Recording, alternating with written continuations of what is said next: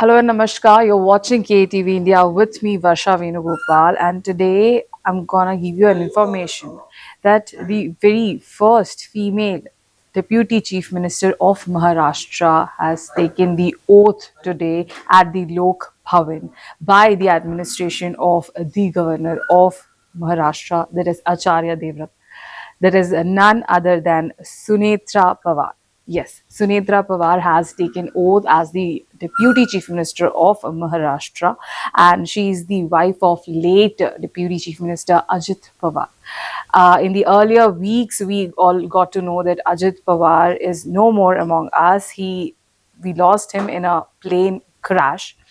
And right now, let me tell you, the people, the workers of NCP encouraged her as Ajit Dada Amar Rahe or Vahani Sahib, Hum Aapke Saath Hai. This was the encouragement people were giving her.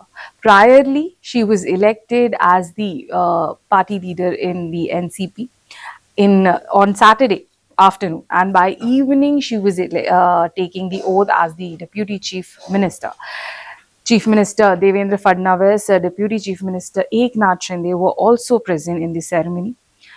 There were also rifts that people were talking about why a sudden appointment for Deputy Chief Minister. It's just been 3 days since the Deputy Chief Minister lost, but still she came up. She, with a full love and passionate towards what her husband left, she just came in and took the oath and responsibility. She's a 62-year-old woman who took oath as the Maharashtra Deputy Chief Minister. Also, Supriya Sole.